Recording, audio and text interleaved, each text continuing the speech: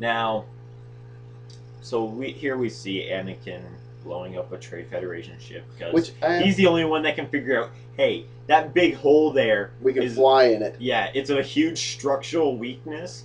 Why don't you just launch all your ships and then that big door just go Yeah. can't get in. That's. Anakin would have just went wah. But then we wouldn't have had Vader. So guess what? What convenience. Like we even see they had the ability to close doors in there because when he was flying back out, he was flying through doors. Yeah, the doors were shutting on him. They're trying to keep him in for some reason. Now, don't you think it would have been a lot more cooler if he was like 17 and he didn't have his lightsaber yet, and one of them said, "Here's a gun, fight." Like then we could have gotten an idea that he knew how to handle a blaster as well. Mm.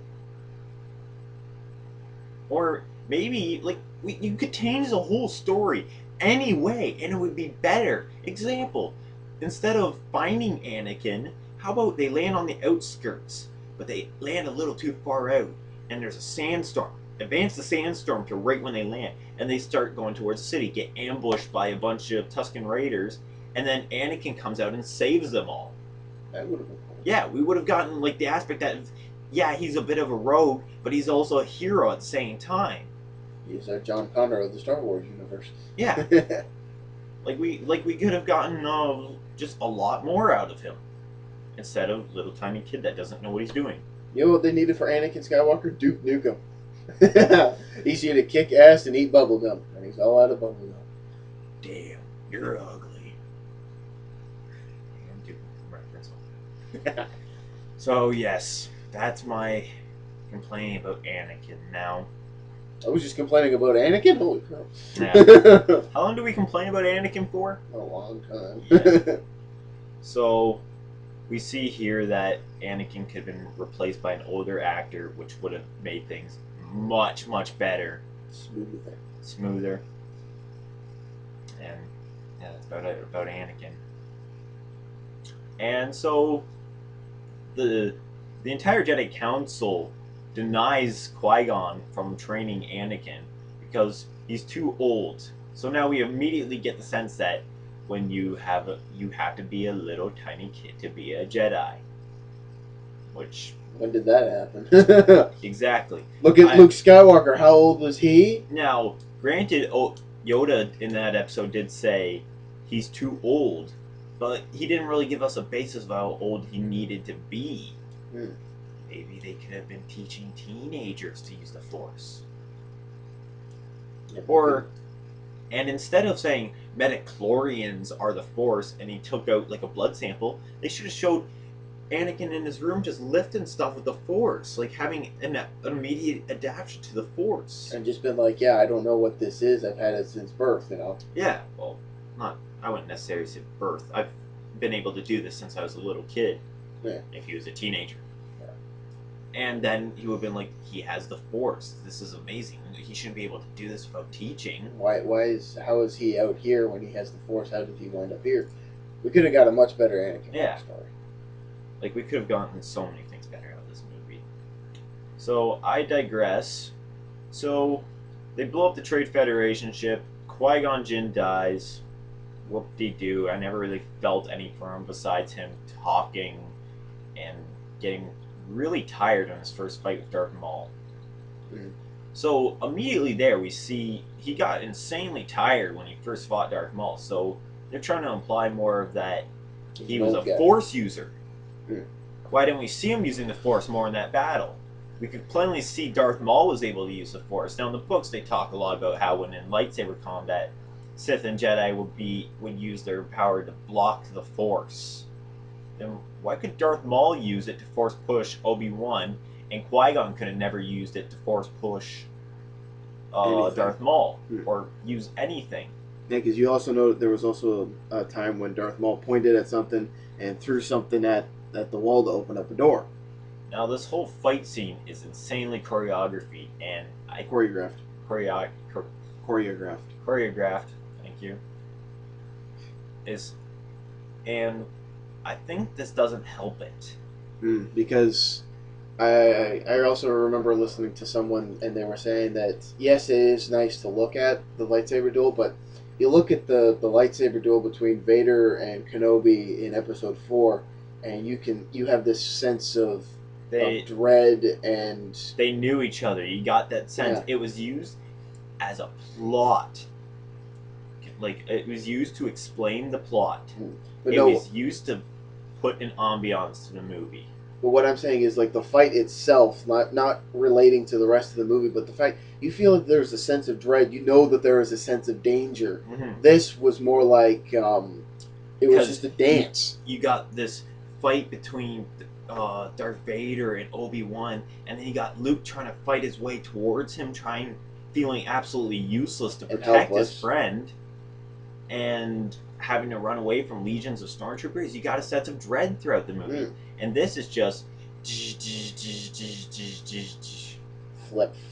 Like, at some parts, it just kind of seemed like they weren't even attacking each other. They were just hitting lightsabers. Like, it just didn't seem necessary to be so choreographed. And then something else that I know that I've said that the lightsaber duel is one of my favorite parts, but that's because, like, even how bad it is, it's the best part of the movie, which isn't saying much. But one thing that I never, ever understood was, where were they fighting, and what was the red wall that was, like, separating Obi-Wan from... What palace needs this? What exactly is this? And why does it have a huge hole leading into nowhere? Exactly. Like, now, I remember this planet saying that their core is not composed of magma, but water. That's impossible. The whole point of the magma core is to keep this planet spinning. Is a form of geographic stability. Land would not have been able to be created without the magma core of our planet. So, this is just a very convenient planet, isn't it? What convenience? Oh yes, we see just, like, needing a cool area to fight in is like key importance. But you need to explain. It needs to make sense. Yeah. Like big electrical conduits flowing through your palace. I wouldn't want that. With a giant bottomless pit and random red walls.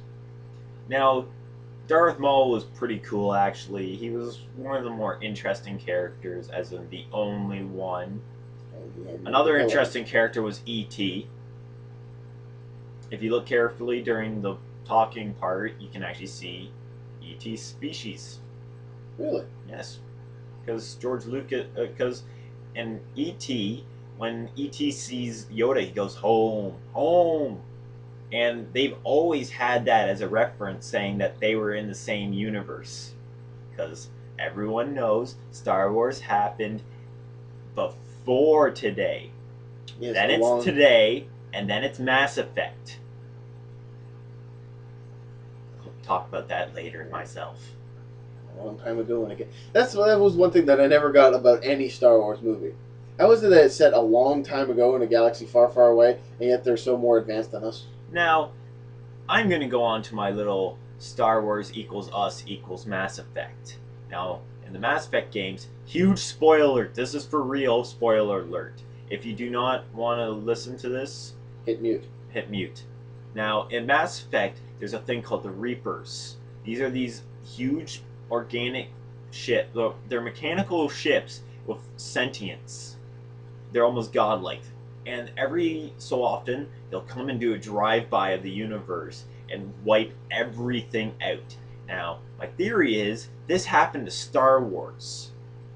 And since over in our section of the universe, we weren't yet overly developed. So the Reapers missed us, pretty much. Like they did with a lot of other species. That still had time to develop into technological species. And then eventually we lead into Mass Effect. Because multiple times in Star Wars, in the video games, they'll talk about, or in the books, species that were wiped out mysteriously. So, thus, the Reapers. You just did a better way of explaining a video game story to a movie story than the actual movie story did of explaining itself. Yep. You must be pretty proud of that. Mass Effect also has the Force. For all of you that... Spoiler alert, done. So, here we see that this movie ends on Qui-Gon Jinn dying. We see that Anakin is supposed to be a Jedi. Padme Was Padme is queen, I guess, now. And I just don't like this movie. And a bunch of Star Wars fans were let down. It's the darkest time in Star Wars. But then something much darker came.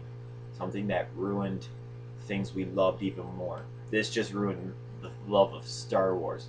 This ruined the love we had of everything that was in the later movies. This just scratched the surface. And we'll get to that on episode 2. And that will come at another time. So thanks for watching our more than a rant than a review of Star Wars Episode 1, The Phantom Menace. I give it a 0, and now it's a review. And so, go visit Screw Attack. My G1 page is 4D2. Meaning of Life. Which is ironic coming from me. And I usually have trouble closing out these videos, so I'll leave it to you. Wait, what? But this is my first video. Now I'm in the director's chair.